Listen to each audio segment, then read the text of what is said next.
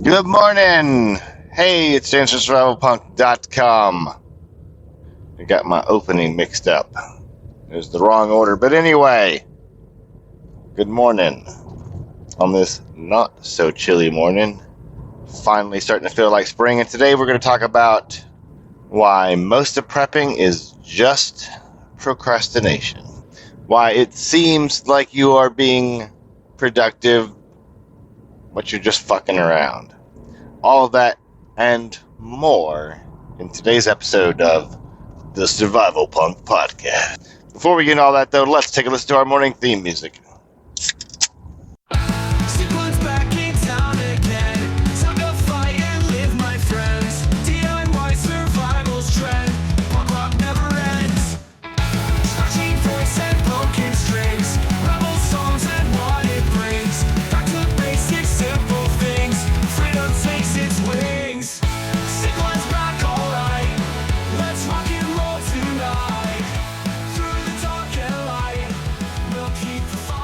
And we're back. I really need to find myself a primary care doctor. That's going to be one of my goals. I feel like it's time to stop outsourcing. Insourcing. It's time to start outsourcing my medical needs. I do. If you've been following along, I do have after about a year or few years of trying to solve my health problems, I decided to go see a doctor. I have a follow-up in a couple days to go over blood work. I have some interesting blood work. Apparently at some point in my past, I had the parvovirus. Yes, parvo that kills dogs. I apparently had that, which I didn't know humans could get. And it stays in your blood. I don't know. Some of this doesn't make sense, though. So the rheumatologist took a bunch of blood for blood work. But then also, for my TRT, I took a bunch of blood. And some interesting numbers came back. At 150 milligrams of testosterone per week, my estradiol had got up to fucking 71, actually. So I had to go on some anti-estrogen. Maybe that was some lag. Before that, I was previously on 200 milligrams a week. So maybe it was really, really elevated and hadn't had a time to come down. So I've gone on twice weekly exemestane, and I went from 3 times a week injections to daily injections, which is quite literally a pain in the ass. Anyway, that's not what we're here to talk about today. I was just chatting because you're my friends. That's what friends do. So anyway, most of prepping is procrastination. There's a problem with people where they will do a lot of things to look or feel busy that isn't actually very productive. You can look really busy, but accomplish very little. I notice this a lot in my job. I've seen people do it all the time. They're very busy at looking busy, doing things, and those things don't accomplish a whole lot. They just don't. I have this thing. The main goal. So we go in at 4 a.m. and we work the meat and produce truck, mostly to the counter. The produce pallets, we bring them to the sales floor and we put them up. Whatever will go. Obviously, you're not bringing pallets of meat to the sales floor. Cold chain, can't work them quick enough, whatever. But the produce pallets, we do. And I've had meetings with my people, and they'll hit me with questions like, well, we need to do this, and what about this, and what about this? And my answer is work the fucking pallets faster. That fixes everything. What the, I don't want to go into a long explanation, but like there are display tables of product, and management really wants those tables to be filled. And they're like, well, what about the tables? Chances are the stuff we need for the tables is on a pallet that came in, to which our job is to work. If we want the tables filled faster, the solution is work the pallets faster. Well, what about this? Work the pallets faster. But what? Work the pallets faster. It literally is the answer to everything. But anyway, people will break their necks trying to do something else and look busy. Same thing with prepping, right? I'm no saint, you know. Most of this podcast is me teaching to be myself a better prepper. Done this a long time. I know a lot, but I'm by no means perfect. And accountability, right? Obviously, I can't just quit prepping and keep doing the podcast. So, open and honest. That's, you know what? One of the biggest websites in the survival niche, based on like traffic and users, social media presence, was not made by a prepper. It was made by a excellent marketer that saw that the survival niche was booming and got into it to make fat fucking piles of cash. So, no authenticity with that. He brings it. It's what's the damn website? If you go on Facebook and type in like survival, it'll probably be your number one results for fan pages. I don't remember the name. Nope, the name is totally gone. Pretty sure survival is in it. But anyway, I think he has guest posts, right? And he began by writing articles. You can, if you're a good writer and marketer, you can absolutely cover topics that you don't know jack fucking shit about, right? Someone said this, like, if you go read 3 books on any topic, you're then like a top 10% expert on the topic, and you can go give lectures and shit. I'm not joking. So I'm sure you guys are like, fuck, I've read way more than 10 books on the whole survival topic. Yeah, me too, buddy. But anyway, good, still recording. Okay. Buying feels like progress.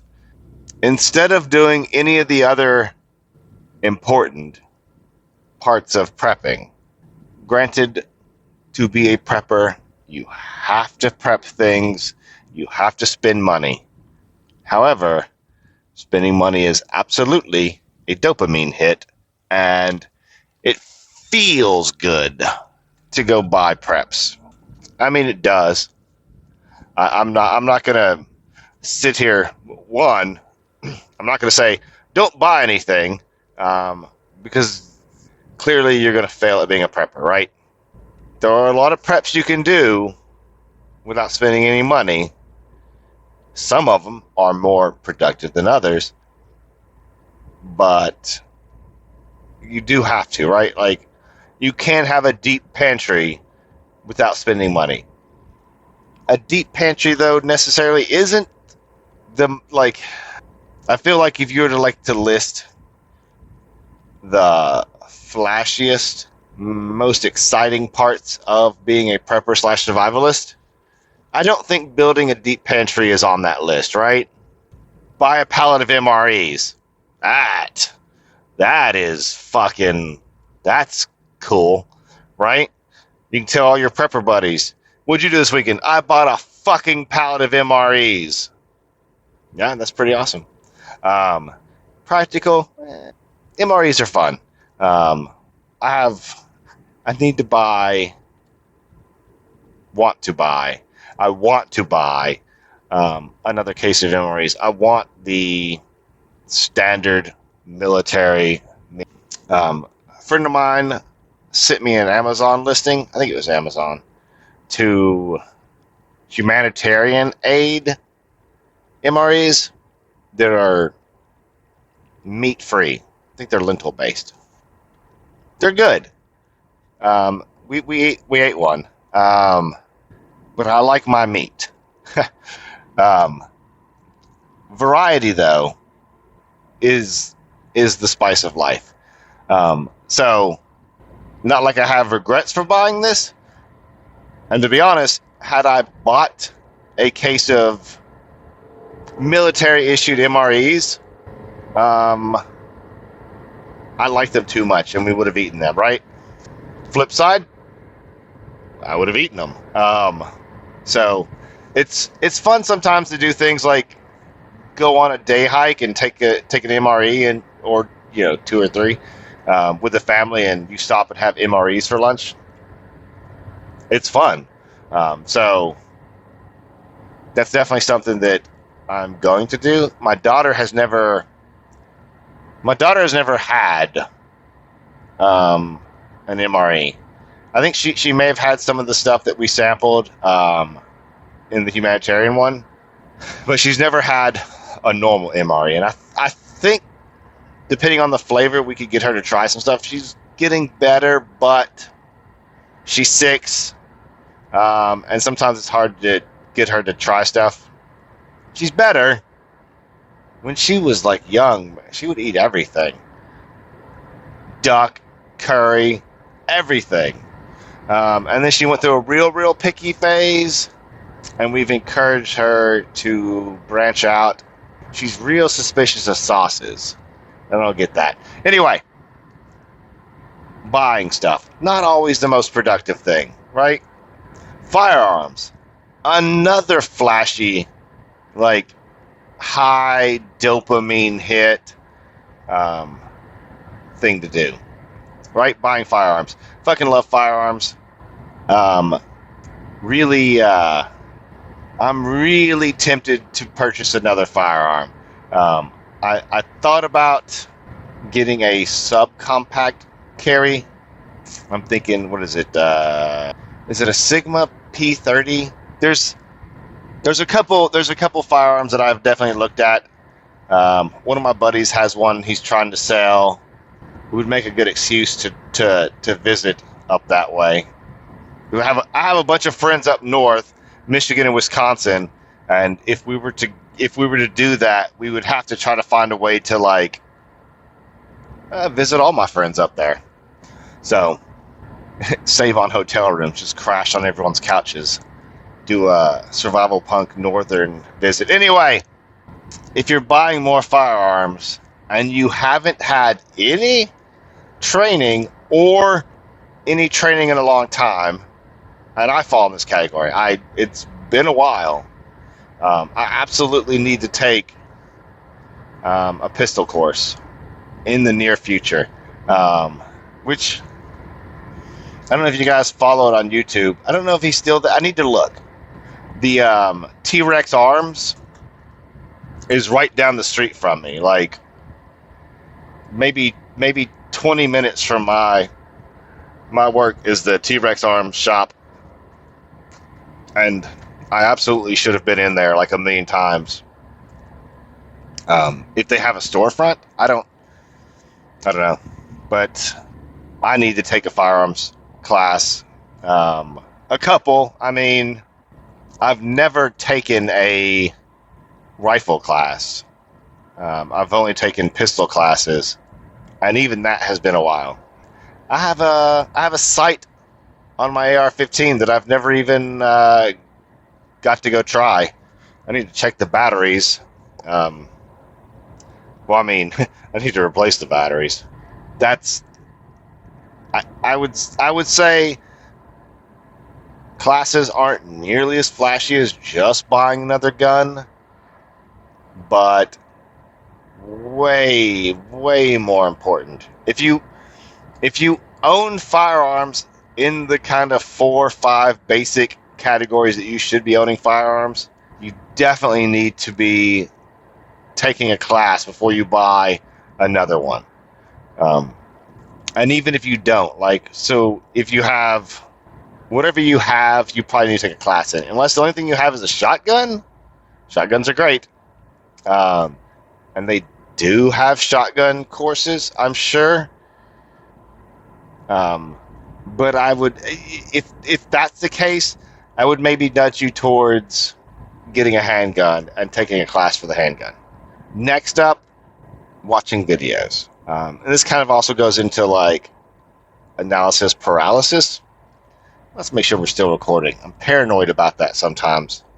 Yes, we're recording. Anyway, you can say things like, "Oh, I'm just doing my research. I'm watching YouTube, and then I'll know how to do things." There is some merit to be had with that, right? YouTube, and I watch a lot of YouTube. My wife is so perplexed by this, right? Me and both of the kids watch an inordinate amount of YouTube. And my wife's like, I've never met anyone that watches as much YouTube as y'all. My daughter, my son, me, we all watch YouTube. The majority of the viewing pleasure that I partake in is YouTube. And my wife is like, she's just not a YouTube person. She will watch some.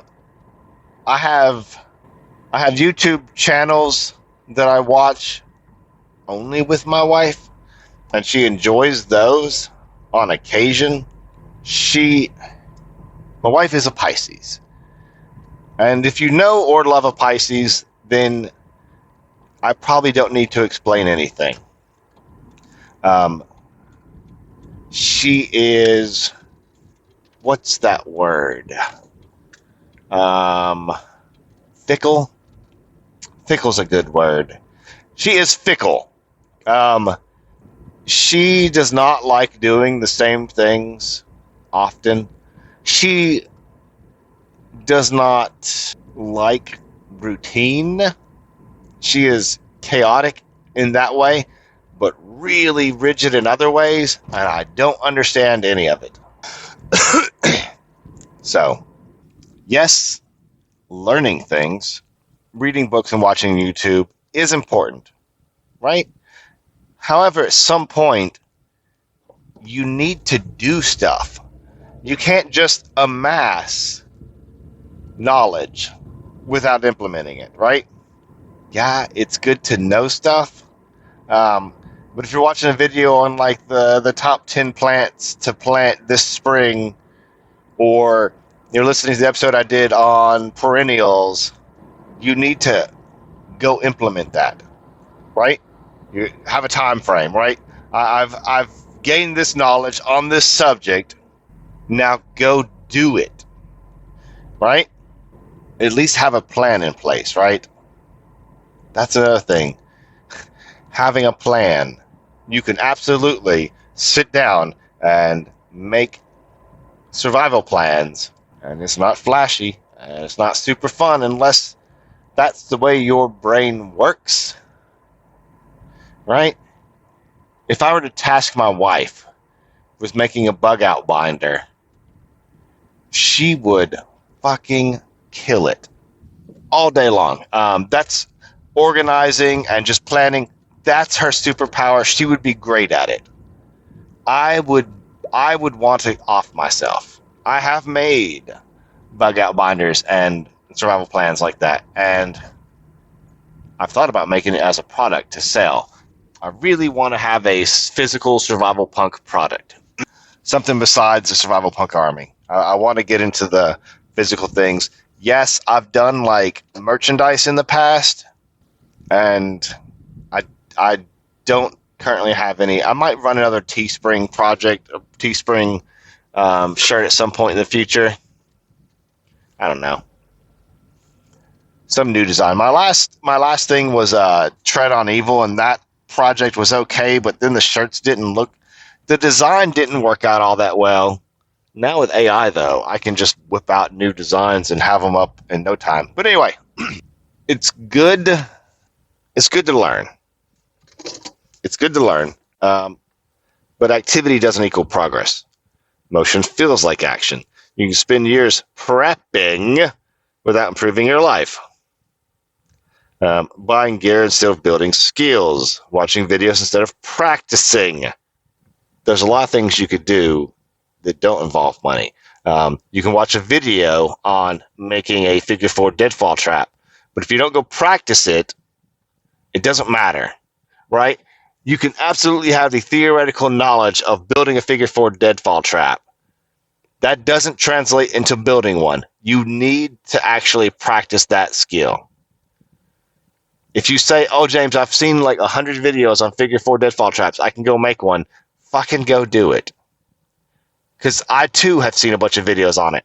And I have made figure four deadfall traps.